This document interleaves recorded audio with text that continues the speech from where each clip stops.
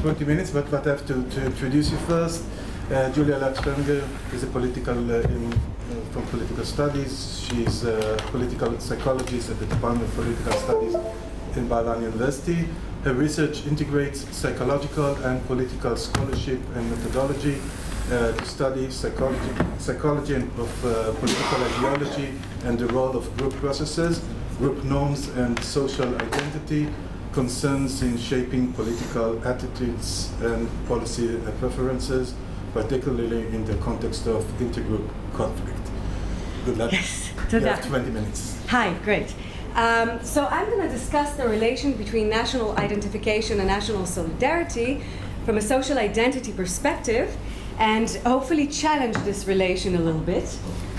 So as Gal said yesterday, I'm going to make this very brief. From a social identity perspective, which includes social identity theory and self-categorization theory mainly, it's very simple. The more you identify with a group, the more you feel close with other in-group members according to these theories, the more you are willing to share resources and feel responsibility. So in other words, what follows is that we would imagine that the more you are identified with a superordinate category, the more you will be solidary with fellow members of the superordinate category, such that a superordinate identification is supposed to be kind of a social or a societal glue that brings together all subgroups in society.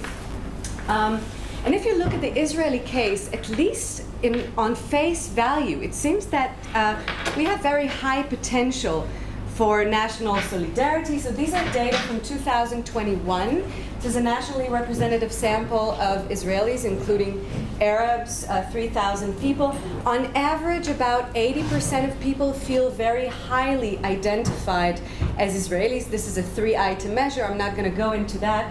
What brings the average a bit down, or much down, is of course Israeli Arabs or Palestinian citizens of Israel. If you look at different subgroups within Israeli society, you see that the percentages go up even to 90%, right? Okay. Now, if you look only among Jews, there's another superordinate identification, which is, of course, the national one, Jewishness. And Jews, on average, identify, about 90% identify very highly as Jewish. And if you look at the different subgroups in society, it even grows almost up to 100% among the religious. This is very nice and looks optimistic. So the question is, does these superordinate identifications, or do these superordinate identifications indeed function as a societal glue that brings together the different subgroups in society? So we did a series of studies. I'm only showing a very small part of this. We means with my colleagues at the Faculty of Law at Bar Ilan, so we did a big project in which we wanted to, with Yuval Feldman and Shachar Lifshitz and Ori Aronson and my great, yes, very good. So we wanted to kind of look at the relations between different subgroups in Israeli society, and we looked at 4 main intergroup dimensions in Israeli society. The religious, the national, the ethnic, and the ideological. I'm aware that some people call the national dimension would be something a bit different, or ethnic dimension would be something a bit different, but in this context, that's how we call it. So the different chasms in society, the religious versus secular, Jews versus Arabs, Ashkenazi versus Mizrahi. Ashkenazi is the European Jews, the Western Jews, versus the Sephardi or the Mizrahi, which is the North African. Most of them came from Eastern Europe. Yeah, so all the Yekka came from Spain, we know, but 90-something%. Yeah. But in the Israeli discourse, in terms of identification, we're talking about these categories. We don't go into whether they're real or not, okay? This doesn't matter. It's about identification. And leftist versus rightist, we ask people to identify with one of those groups in each dimension simultaneously, okay? If we push them to the wall, who are you, right? So, and everybody can give an answer. In Israeli society mostly. And we checked various domains of intergroup solidarity, simultaneously intergroup attitudes, willingness to cooperate, agreement on uncontested issues, and all kinds of stuff. It was a huge data set. I'm really sharing very small percentage of it. So, and only the data from May, which is the latest data we have. So For example, prejudice towards the other. So prejudice is a complex term, but we usually measure it very superficially as emotions from very negative to very positive, where 50 is kind of the cutoff point of a neutral emotion towards the other. So if you look at the different intergroup dimensions, you see that on average, people feel 65 out of 100 towards the ethnic other. Mizrachis towards Ashkenazis and vice versa. That's kind of fine, right? Kind of lukewarm, positive. But it goes down when we look at the religious other. It really goes down. Then the ideological other, and especially the national other. People are quite prejudiced towards the other. The same pattern, the same results we see when we talk about willingness to cooperate, to achieve common goals. We see that only about 75% of Israelis are willing, to a great extent, to cooperate with the ethnic other in achieving common goals. Less than that with the religious other, ideological other, just about a bit more than 50%, and national other, only 50% are willing to cooperate. And even in terms of daily contact, so who are your friends? Do we live in more homogeneous or heterogeneous environments? I guess it won't be surprising to you that people mostly live in homogeneous environments. If you look at the ethnic dimension, this is so. What's the percentage of friends that you have that are in-group members versus out-group members? Okay, so on average, about 55% of Mizrahi's friends are in-group members, are Mizrahis, which kind of looks good. It's not that worrying. Ashkenazis even have more Mizrahi friends than Ashkenazi friends.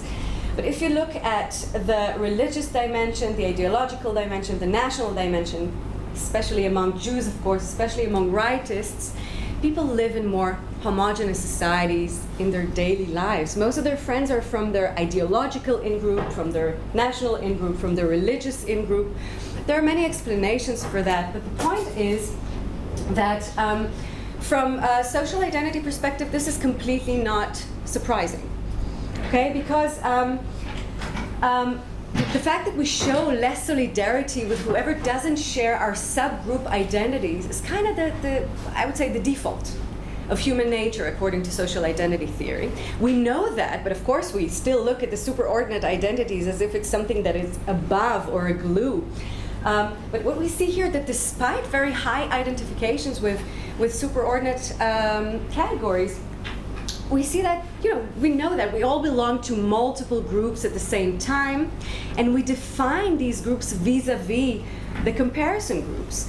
And how do we do that? By trying to exaggerate the differences in our perceptions and in our behavior, to exaggerate the difference between our in-group and the out-group, and the similarities within our in-group. So we kind of create a self-fulfilling prophecy. Because the main goal, according to social identity theory, if you look at it very kind of superficially, is to maintain a positive and distinct group identity. So it serves the groups to kind of keep this distance. This is clear. But when we looked, if we go back to the superordinate identifications among the different subgroups in society, we do see a very interesting pattern with regard to the identification with the superordinate categories.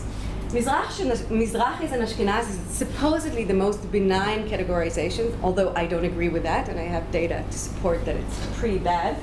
But in these data, that looks kind of fine. But if you look at religious versus secular, look at this difference. These are significant differences. Whereas religious people identify more as Jewish than as Israeli, it's the opposite for seculars. And it's the same with rightists and leftists.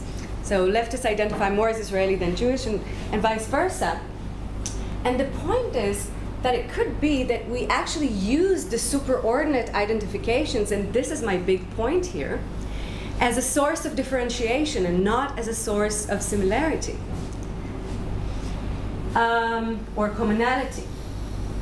So when we saw these patterns and we saw them across different dimensions of intergroup relations, we said, maybe we need to analyze these data in a more sophisticated way. Because we all know, of course, that these intergroup dimensions, religious, national, all these things, they don't exist in an empty space. It's a more Israeli term. They're intertwined. Okay, someone who's an in-group member on one dimension will be an out-group member in another. They feed into each other. They camouflage each other. Also, even social identity theory talks about it. Not enough. About cross-categorization, right? And of course, the intersectionality literature in sociology is clear. So can we look at how these identities maybe kind of merge together to form tribes in Israeli society? Can we identify them empirically? So we tried to do that by doing, I'm not going to go into the empirics, I'm just going to say that we did what is called cluster analysis, which is machine learning, by machine learning, that we kind of tell the computer very simply, find the groups that are the most different from one another and the most homogeneous, right? To kind of find the tribes in Israeli society. We did it based on people's ratings of various intergroup attitudes on the different intergroup dimensions. We did it on 2 different data sets, one that we collected in 19 and one in 2021. And we did it among Jews only, and the reason for that is that we wanted to see kind of the interaction between the 4 different intergroup dimensions, and the Israeli Arabs don't, locate themselves in the Ashkenazi Sephardi thing, and the left and right is completely different there, of course, and religious secular. Okay, so we went for the Jewish society. We did cluster analysis twice in each of these data sets, then we brought them together, we did it again. So what we found is actually 3 tribes in Israeli society. And this is a descriptive thing, right? So cluster analysis is a descriptive analysis, it's a post hoc analysis, so we should take it with a grain of salt, but we wanted to kind of see what we're getting here. The purple tribe is the biggest one, right? We have here 3 tribes that I didn't name yet. And then what we did when we had the tribes, we wanted to see who they are, to characterize these tribes in terms of identifications with different identities. So people rated themselves to the extent to which they identify with different identifications, right? So this is a self-report, how people identify themselves. It's not a demographic characterization, okay? It's about... Small informative question. Better. When they do this, do they have option to also choose one of those categories, or can do 4 and 5 of them together, or how? In all of them, they rate themselves from 1, I do not identify at all, to 7, I identify to a great extent. Okay, so they're offered all those options. They don't have to. All these options, exactly. We didn't do things like from Mizrahi to Ashkenazi. No, Ashkenazi and Mizrahi are separate, independent, orthogonal dimensions. So you could identify as both? Yes, you could identify as both. Absolutely. And you replace the random order on different. Of course, we randomize the order. Yes. And there are many problems with these data sets. I mean, we can, yes, but this we did correctly. Huge one. Yes, always. We love to criticize ourselves. discussing it עם שחר Yes. אבל זה הכל אשמתי, תחזיר את זה אליי. So, what we see here is that the purple and the orange tribes, right? They're kind of a mirror image of one another, and the pink is always in the middle. So the purple ones, they feel more European than the orange, more of world citizens, more leftist, more secular, more Ashkenazi, more Israeli. And the orange one is really the opposite, more Middle Eastern, more rightist, more religious, more Jewish, more Mizrahi. And when we look at the Jewish and Israeli thing, we see what we saw before. Now, just with the tribes, all differences here are significant. Ooh, I have a laser. All differences here are significant. Okay, so we see that the purple tribe sees itself as less Jewish, or defines itself as less Jewish than the orange ones, and the opposite with the Israeli. Again, these are significant. It's a huge sample. So based on that, we said, okay, maybe we can call them the Israeli tribe, the Jewish tribe, and the Jewish Israelis tribes. Now this is a work in progress. Okay, so any ideas you have, I would love to hear. But these are the tribes, and then we wanted to see, okay, how do they differ in terms of these, the solidarity with different others. in society. And what we see is pretty interesting. I'm back to prejudice. If you look at the national other here, meaning Arabs, right? So it's pretty clear that the Jewish tribe is much more negative towards the Arabs than the Israeli tribe, okay? But this is of course clear because it's the other. They're not Jewish. And if you're the Jewish tribe and you see yourself as Jewish, you don't like, oh, but I wanted to say, because of how you look at me now, I want to say something. I forgot. No, it's important. We need to understand something. No. I thought about the Jewish tribe, and yeah, I'm stereotypical. Never mind. Okay, I wanted to say something important. This is not demographic, okay? It's not that religious people are not in the Israeli tribe and vice versa, okay? Now you understand. Can. This is not an all or none phenomenon. It's also, it's also relative. You see that there are leftist and rightist in both tribes, okay? It's relative and it's identification, it's not demographic. And there are, of course, people who are in none of the tribes, okay? There's an error in this type of analysis, okay? So this is very crude kind of tribalization of Israeli society. So, this is pretty clear. But then when we get to the ideological other, you see it's interesting that the Jewish tribe is much more negative towards the ideological other than the Israeli tribe. So they're much more negative towards, they're negative towards another group that shares their Jewishness. I mean, they're all Jews, right? They're all Jews, they're all Israelis. But you see that maybe they're using this whole, I'm more Jewish than Israeli, you're more Israeli than Jewish. The leftists, they represent the Israeliness rather than the Jewishness. So this can be something that stands behind this, what we see here. And actually the opposite is true when we look at the religious other. The Israeli tribe is much more negative towards the religious other than the Jewish tribe because they represent the Jews, right? I'm the Israeli, they represent the Jews. We don't like them. So these superordinate identifications serve as a source of chasm, right? And not something that brings us all together. We see the same pattern here with perceived similarity, how much you see the outgroup is similar to you. I'm not going to go into that, blah, blah, blah, blah. Contested issues. This is, I think, important. These are two very important contested issues in Israeli society. The nationality law that says that that Israel is a Jewish country and belongs to the Jewish people. And we asked people, what is your preferred solution for this? So what would you choose? And what we see here is in the tribe of the Israelis, the two most favorite solutions are either to cancel the law or to add an equality clause.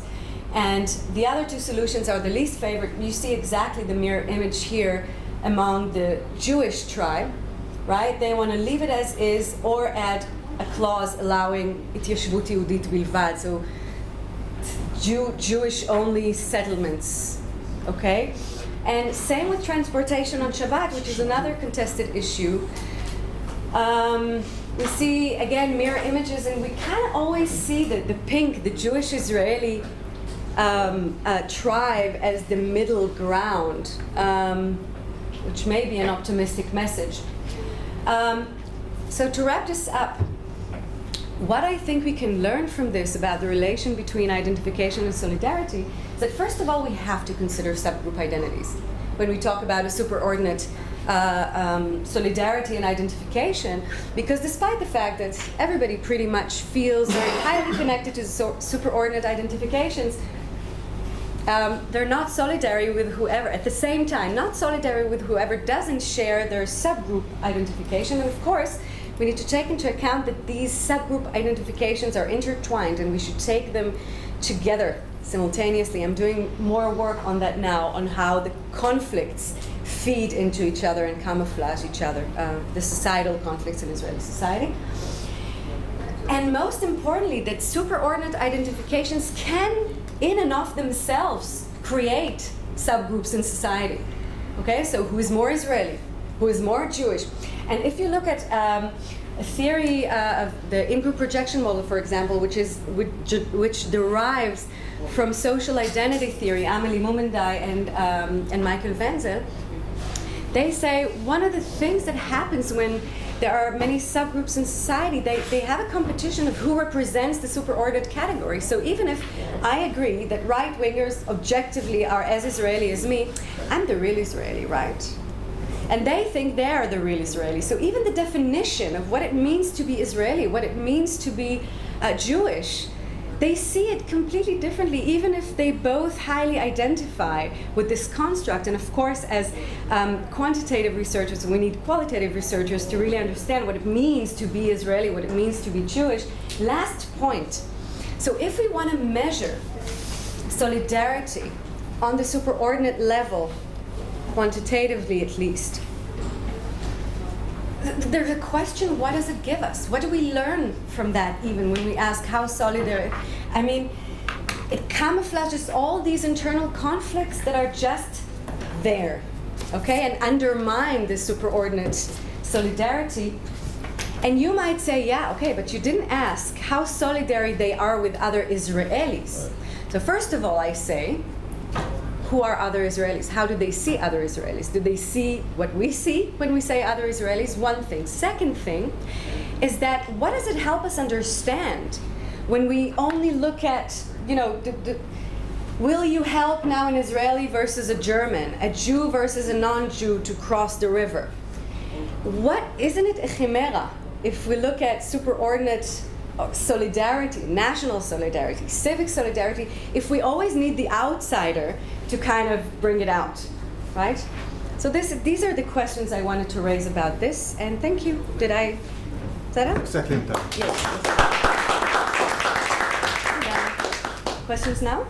Yes, question Yeah. now. Danny, want to go first? Thanks very much. I think it's this kind of mapping of identification is, No, you're not good. seems very important, and the measures. My question is really about measures. Mm-hmm. It's really about the last thing that you just mentioned. Mm-hmm. So you didn't measure national solidarity or civic solidarity. You measured trust or help, support to the other, different kinds of others. Yes. And so this is not superordinate solidarity. You didn't measure that. No, we measured superordinate identification. Which is what?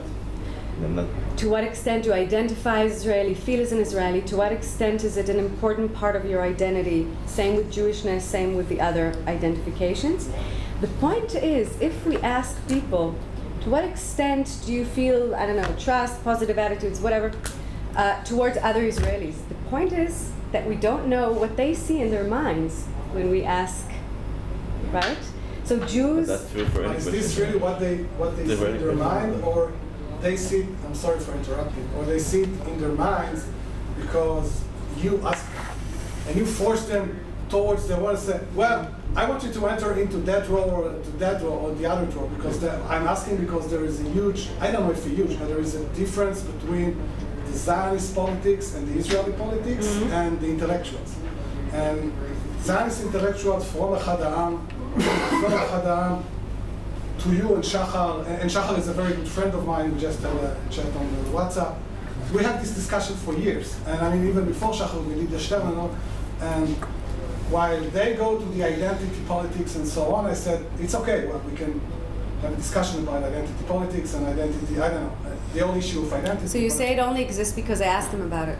Not only, of course not only, but the fact that you ask them about it forced them to think about those issues and to enter into certain draw. Absolutely. Why, if you look at Israeli, not only politics, but reality also, I can claim that a different reality exists, and you would find a much deeper national solidarity in Israel than what we say in the academia or among the But I think this is a different question. You're talking about the No, I'm turning into a different question. I want to stick to this epistemology. I don't want to Okay, and then I want Sorry to. about it, yeah. Within this epistemology, where we invent a question, that's the study, that's the field.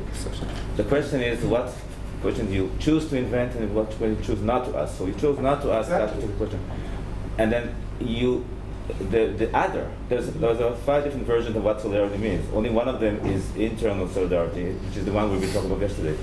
Here you move to a totally different question of solidarity, which was what for the other. So you. The situation is that you imagine an other and you give them different options of other. And so that's a very important aspect of solidarity. I didn't say the word other, by the way, when I asked him the question. Okay, so how is it framed? So how do you feel about Ashkenazis, Mizrachis? About helping Ashkenazis. There are hundreds of items here. That's one of them. One of them is the ones that you connect to solidarity is about helping the other or supporting willingness to Right. cooperate, help, Okay. positive attitudes, negative attitudes, emotions, all these things. Right. I never use the word other. No, because it's not. Absolutely, that would be really. Common, yeah. But if I connect to what Nadav said, absolutely, Nadav. This is Nir. למה נדב? אני החלטתי שקוראים לך נדב.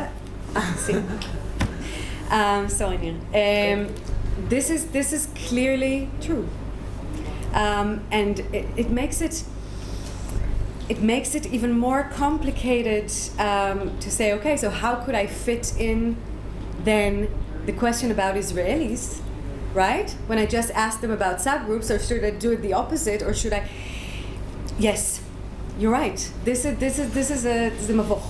But notice also that this particular case study of Israel, you really have to, and only of course the Jewish population, because as you showed at the beginning, you putting the Arab population is totally different story. You can't use it. So you're talking. You already admit that we have a binational. This is a binational context. Mm-hmm. Within this binational context, you decided to identify two subordinate levels. One is Jewishness as a superordinate level, right? Superordinate category, and one is Israeli, which I think is. I think this maps the situation, the social political situation. Mm-hmm. So in this particular context of binational state, where the Jewish population kind of mediates, and this is shown very nicely, mediates between those two options. The extremes is either choose the Jewish, either choose the Israeli. So that part is really, I think, presenting very nicely the idea that there is a middle ground Jewish. The middle ground here looks much nicer than for politics, right? There is a mainstream middle ground Jewish Israeli. Makaf, this makaf is very important. Yes. Hyphen. And I think your choice of how to, I think your choice of how to name these three groups is very wise, because it really reflects the situation. I wouldn't try to think of different names that really bring us to different levels of meanings. To stay in this level of meanings seems the right way to do it. Again, my question would be just how the solidarity actually fits in it. I don't really see here any discussion of solidarity. That's what I meant. Okay, so the point is, because we always talk about how the more you identify with the superordinate category, the more there will be the social glue. So my 2 points were here that despite the superordinate identification, we don't seem very glued. And the second thing is that the superordinate identification can even become a source of differentiation, right? Rather than, so the sela machlok. So maybe this is a graph that it didn't show. The more you're identified with the superordinate Jewishness, the less you will be identified with the others related to that category. That's Yes. okay, maybe there's a graph. Maybe Danny, many wants to participate in the discussion. Or there's the middle ground. I'm sorry. אני אשמח לשלוח לך יותר. I'm sorry, I just have to say, 1 second, I'm sorry. Or there's the middle ground, which is, I'll talk about it this evening, this afternoon, which was the main Zionist and later Israeli way to go. You can identify yourself with the national level, but you will not define what Israeli means. And if you look at Zionist history since the mid-19th century, until this stupid nationality law, until the 1980s, and you won't find a definition of what Israeli means, of what Jewish means. You won't find even the word Jewish in Israeli laws passed by the Knesset. There are less than 10 laws which have the name Jewish in their title, and even those laws are the law that has to do with the Jewish agency and so on and so forth. It is a middle ground. That you don't define yourself. You don't define what Jewishness is. This is, by the way, I think, why we don't have a constitution, because we didn't know what to write in the preamble. We, the Jewish people, we, the Israeli people, we, the Jewish Israeli people, we. But look at the percentages also. The Jewish Israeli is only a third. This is again a descriptive cluster analysis. But this is also a middle ground. We continue about it. It's maybe it's also connected to your cluster analysis, because you decided to go with 3 clusters, and you can do your. Yeah, that's because 4 and 2 work much less, but it's descriptive. Yeah. Avner, you're. Okay, 3. Well, first, thank you for a fascinating. 3 quick points. First one, ideology. My guess is that when you say ideology, you mean ideology in terms of the Israeli-Arab conflict, not in terms of neoliberal social democrat. That's my guess. Okay, second point. To inject some historical analysis, political scientists tell us that the success of the Likud, of the right-wing party in 1977, was due to the emphasis on Jewishness and not on Israeliness. And since then... And Mizrahi Ashkenazi, that was a very important point. But Mizrahi was more Jewish than the Ashkenazi. So I think that it has to do something with that. Third point, concerning the question of solidarity. You ask a hypothetical question. Now, when I have certain historical examples, take for example the Holocaust. If you ask a Catholic peasant, what would you do if a Jew comes knocking on your door in 1942? What would you do? And what he actually did?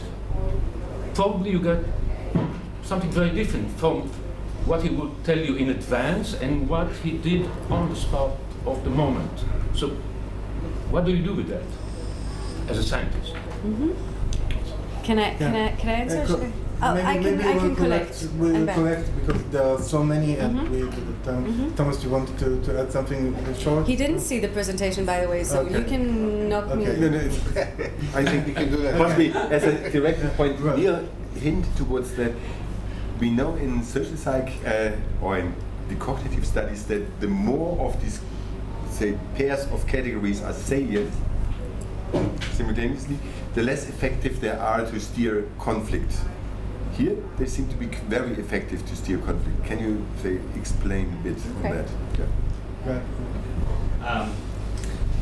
I mean, in relation to some of the comments, I think it's often not what the study's doing. It's not really sort of. I mean, of course, this sort of stuff doesn't say, what people do compared to what they say they'll do, and there's all those sorts of problems.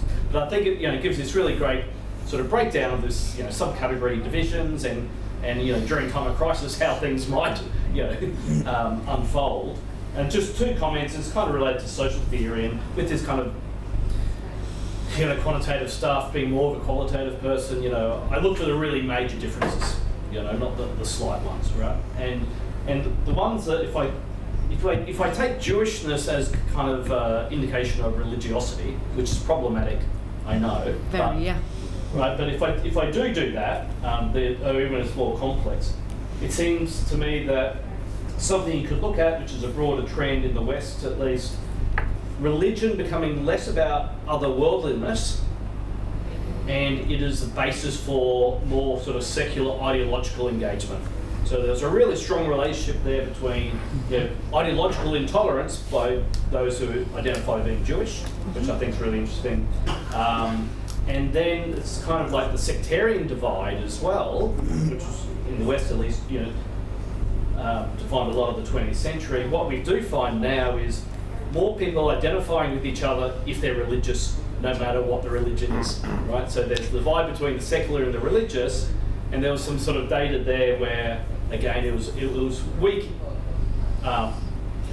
otherness to other religions from Jewish. So that's just some thoughts on some interesting things that might be in the data. Can I just... last one. אוקיי, אבל גם... גם אילנה רצתה, לא? אוקיי. Thank you, it's very interesting. First of all, I think that what can summarize your findings is Shimon Peres' word after the left lost the elections in 1996. He said the Jews lost for the Israelis lost for the Jews.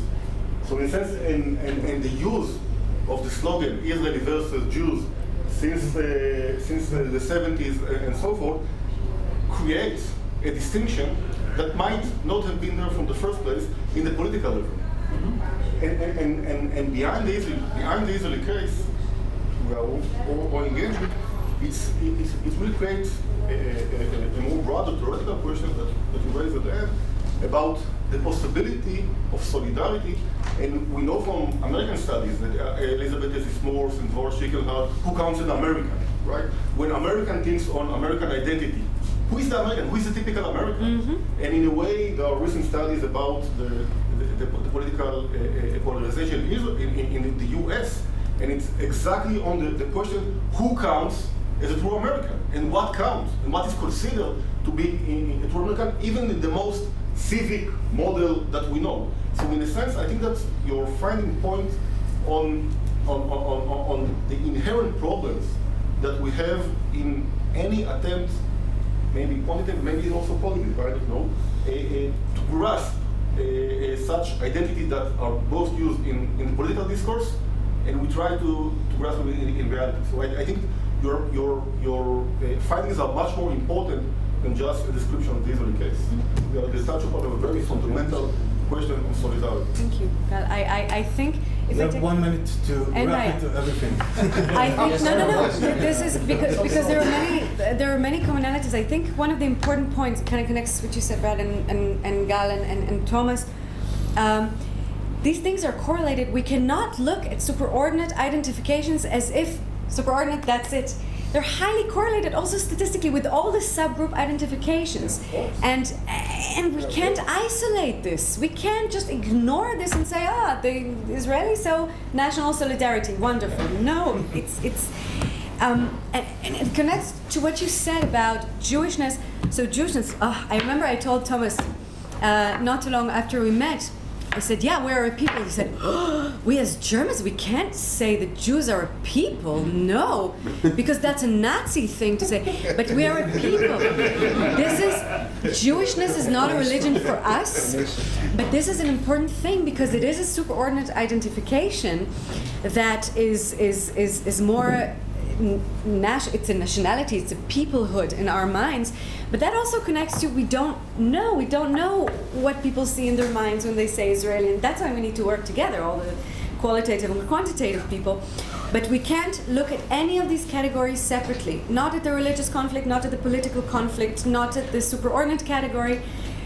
And this is something that I think research doesn't address in social science. So at least in political science and psychology, they always look at separate conflicts like case studies.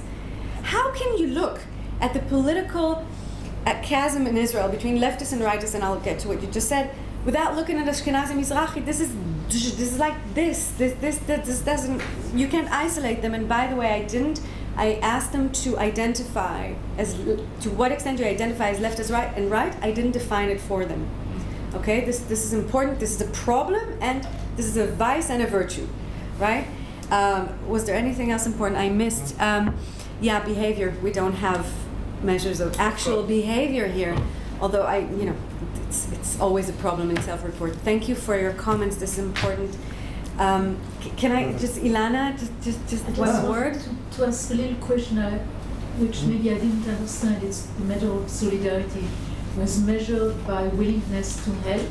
We have many dimensions of intergroup relations and behavior. Super many. I just gave. Okay, this is what I wanted a few. And if you made a distinction between situations that are extreme, let's say someone is in terrible danger. Yes, we asked people even who would you prefer to help you to לתקן פנצ'ר באמצע הלילה, מי יציל אותך בזה. We had all these things. This is just a few examples of kind of the domains we cover. But here they had to choose between the categories? Here they forced? No, they had an option of I don't have a preference. Or so I don't have a preference, and then I prefer an Ashkenazi, I prefer a But you didn't do that first of all, but in the identification measure. נכון, לא הייתה אופציה של אני לא רוצה לענות, אבל יש אני לא מזדהה בכלל. There is I don't identify at all. But with these super horrible questions of who would you prefer, almost in all dimensions, people preferred an Ashkenazi, a Mizrahi, a leftist and a rightist to fix a puncture. Okay. Flat tire. Flat tire. Flat tire. With the flat tire we are... Okay, I'm taking...